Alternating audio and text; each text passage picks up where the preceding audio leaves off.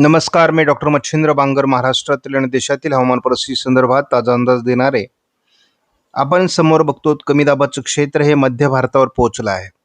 त्याचा महाराष्ट्रावरही, विदर्भाच्या आणि खास करून उत्तरेकडील भागामध्ये परिणाम होऊ लागला आहे.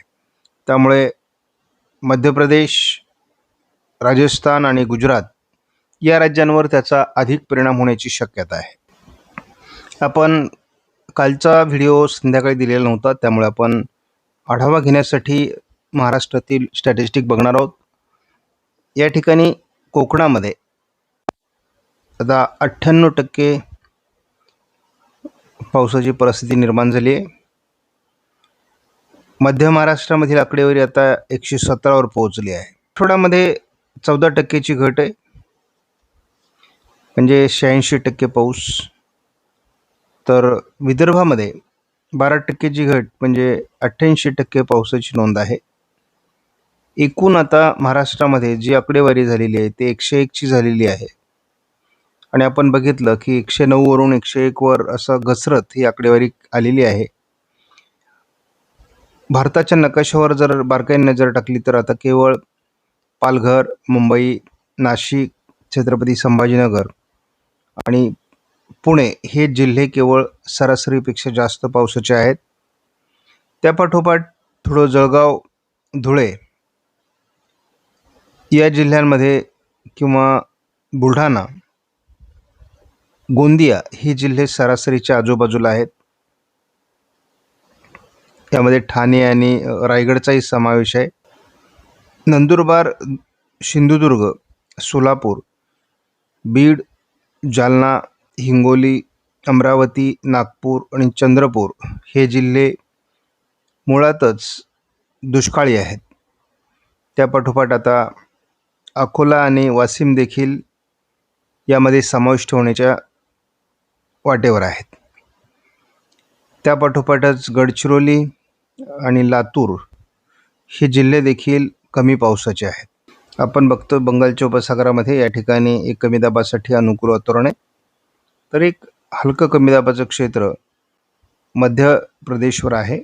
त्याचा उत्तर महाराष्ट्रात परिणाम होऊ शकतो. भारताची थोडक्यात आकडेवारी जर बघायची झाली तर 11%चीच घट आहे. एकूण 90% पावसाची नोंद अजून भारतामध्ये सातत्याने आहे. त्यामुळे भारतातील हवामान तसं सुधारण्याच्या मार्गावर आहे. भारतीय हवामान खात्याने दिलेल्या अलर्टमध्ये मध्य भारत, उत्तर भारतात पावसाचं प्रमाण वाढलेलं आहे, परंतु महाराष्ट्रामध्ये, विदर्भात पावसाची शक्यता व्यक्त करण्यात आली आहे. इतरत्र अलर्ट नाही. 11 तारखेला देखील विशेष कुठलाही अलर्ट महाराष्ट्रासाठी देण्यात आलेला नाही. भारतीय हवामान खात्याने 12 तारखेला महाराष्ट्रात कुठलाही अलर्ट दिलेला नाही. 13 तारखेला कोणत्याही प्रकारचा अलर्ट महाराष्ट्रासाठी नाही. 14 तारखेला देखील महाराष्ट्रात कोणताही अलर्ट नाही. परंतु दरम्यानच्या काळात स्थानिक पावसाचं वातावरण तयार झाल्यास पाऊस पडू शकतो. तीच परिस्थिती 15 तारखेला देखील आहे. 15 तारखेला देखील स्थानिक पावसाचा अंदाज आहे. काल भारतामध्ये पडलेल्या पावसाचं आपण जर बारकाईने निरीक्षण केलं तर या भागामध्ये पावसाचं प्रमाण काल होतं.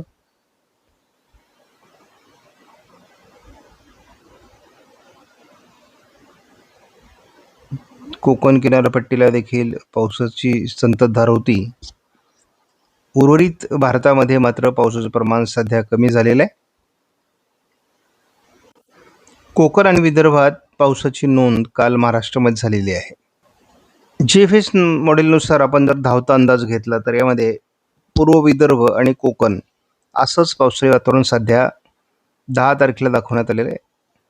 विदर्भामध्ये पावसाचं प्रमाण 11 तारखेला वाढण्याची शक्यता दाखवण्यात आलेली आहे. कोकणातही पाऊस असणार आहे.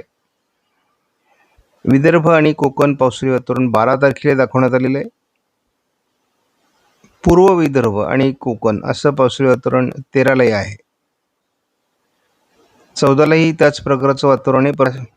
महाराष्ट्राच्या अंतर्गत भागात मात्र पावसाची उघडीप वाढते आहे. ही उघडीप 15 तारखेला वाढते. 16 तारखेलाही आपण बघतो हलक्या स्वरूपात कोकणात पाऊस राहील, बाकी महाराष्ट्रातला पाऊस कमी होण्याची शक्यता आहे. जवळपास 19 तारखेपर्यंत पुढे फारसं पावसाळी वातावरण नाही. जे कमी दाबाचं क्षेत्र मध्य भारतावर तयार झालंय ते गुजरात आणि मध्य प्रदेशचा पश्चिमी भाग, राजस्थानच्या काही भागामध्ये परिणाम करत आहे. महाराष्ट्राला त्याचा फारसा फायदा झालेला नाहीये. आज आणि उद्या थोडं उत्तर महाराष्ट्राच्या उत्तरेकडील जिल्ह्यामध्ये नंदुरबारमध्ये वगैरे स्थानिक पावसाचं वातावरण या कमी दाबामुळे निर्माण होऊ शकतं. कोकणातही पावसाच्या सरी वाढू शकतात. 12 तारखेला स्थानिक पावसाचं वातावरण महाराष्ट्रामध्ये बऱ्यापैकी वाढण्याची शक्यता आहे. त्यामध्ये मराठवाडा, विदर्भ, पश्चिम महाराष्ट्र, उत्तर महाराष्ट्र, कोकण असं स्थानिक तुरळक भागात पावसाचं वातावरण तयार होईल. 13 तारखेला किरकोळ स्थानिक वातावरण राहील, परंतु विशेष प्रभाव नाही. 14 तारखेला देखील महाराष्ट्राच्या विदर्भाच्या काही जिल्ह्यांमध्ये म्हणजे नागपूर, भंडारा, गोंदिया, गडचिरोलीमध्ये किंवा कोकणामध्ये सरी राहतील. थोडं नांदेडच्या किंवा परभणीच्या आजूबाजूने पाऊस राहण्याची शक्यता देखील आहे. बाकी महाराष्ट्रात पाऊस कमी राहील. एक कमी दाबाचं क्षेत्र विदर्भावर परिणाम करत आहे आणि मान्सून ट्रफ ही अति उत्तरेला आहे हिमालयाच्या जवळपास, आणि त्यामुळे मध्य भारतावर उत्तर भारतात पाऊस तयार होतोय, परंतु दक्षिण भारत, पश्चिम भारत आणि मध्य भारत म्हणजे खास करून महाराष्ट्रावर पावसाची निर्मिती होत नाही. 16 तारखेला देखील विदर्भात थोड्या पावसाच्या घटना घडतील, कोकणामध्ये असतील, परंतु उर्वरित महाराष्ट्रात कुठलेही पावसाचे संकेत नाहीत. 17 तारखेलाही केवळ पूर्व विदर्भात पावसाची शक्यता आहे. 18 तारखेला पूर्व विदर्भात बऱ्यापैकी पावसाळी वातावरण आहे आणि एक कमी दाबाचं क्षेत्र आहे.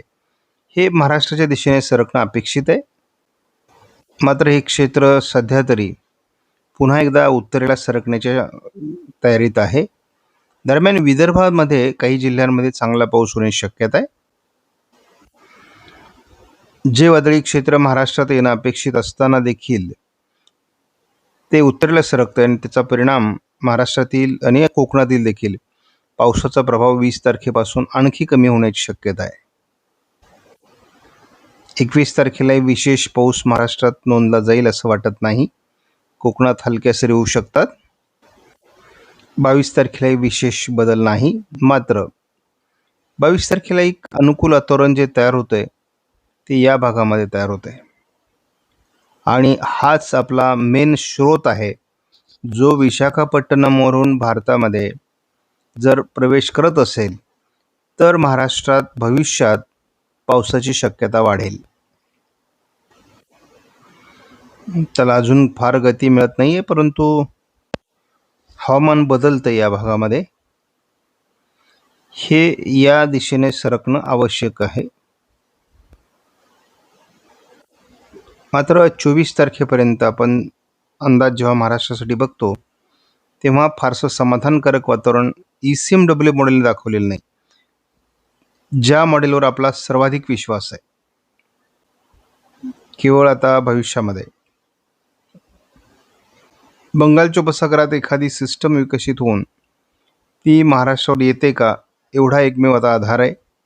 स्थानिक वातावरण हे फार खास नाही आहे आणि आपण जर अरबी समुद्राकडे नजर टाकली तर आपल्याला अरबी समुद्रामध्ये अख्ख्या भागामध्ये कुठेही विशेष पावसाळी वातावरण दिसत नाही आणि हाच खरा एल निनोचा प्रभाव आहे.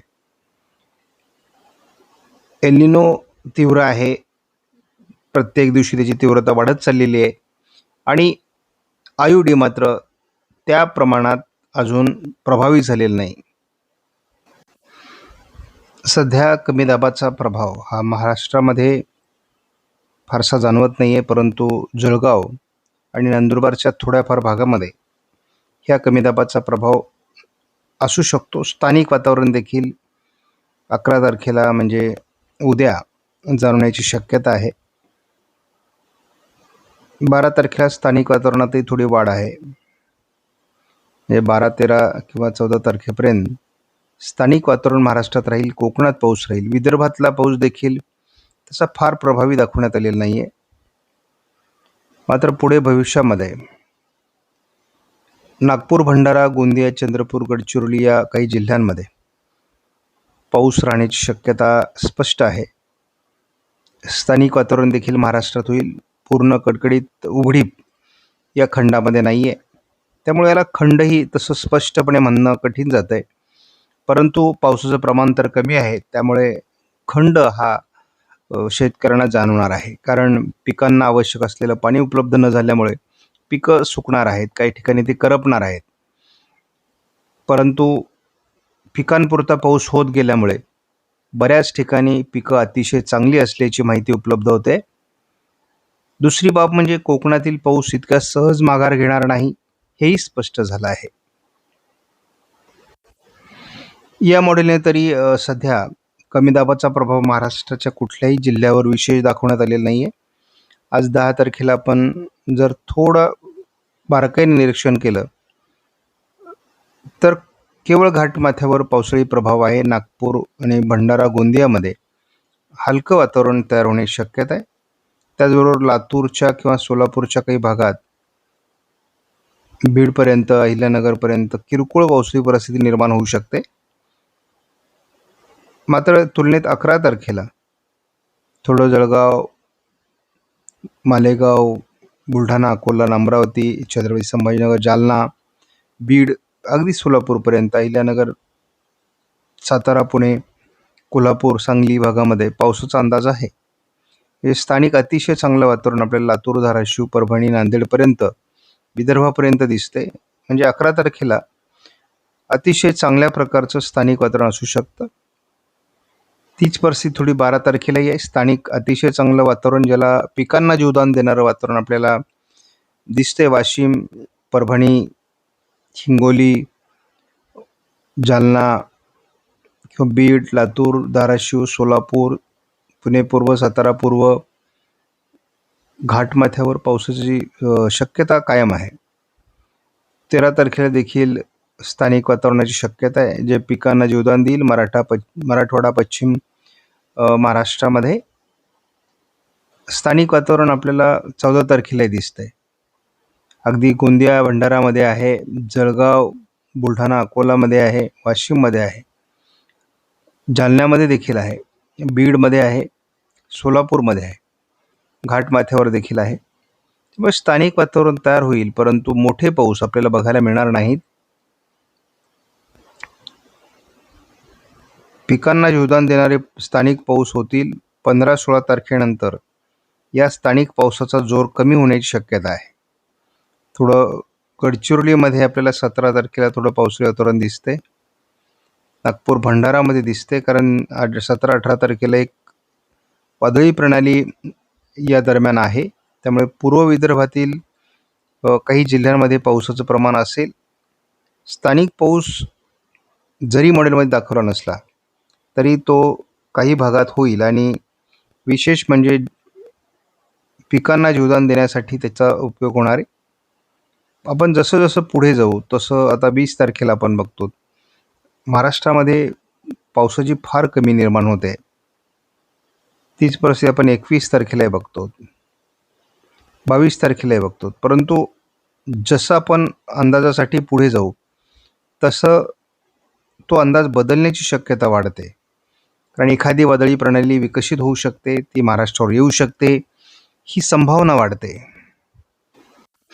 भारताचा मान्सून कमकुवत करणाऱ्या अनेक वादळी प्रणाल्या या प्रशांत महासागरात, म्हणजेच पॅसिफिक महासागराच्या उत्तरेला तयार झाल्या. त्या चीनच्या किनारपट्टी भागापर्यंत पोहोचल्या तीव्रतेने, आणि त्यांनी महाराष्ट्रातील किंवा भारतातील मान्सून खराब केला. मोठ्या प्रमाणात या ठिकाणी बाष्प विरुद्ध दिशेने खेचलं गेलं, आणि त्याचा परिणाम आपल्याला भोगावा लागला. कारण जे बाष्पयुक्त वारे भारतावर येणं अपेक्षित होतं ते आलेले नाहीत. परंतु साधारणपणे एक असा अनुभव आहे की 15 ऑगस्ट नंतर हवामान बदलत जातं आणि भारतामध्ये पावसाचं प्रमाण वाढण्यास मदत होते. परंतु या ठिकाणी यावर्षी एल निनोच्या प्रभावामुळे अनुकूल अशा प्रकारचं वातावरण बनताना दिसत नाही.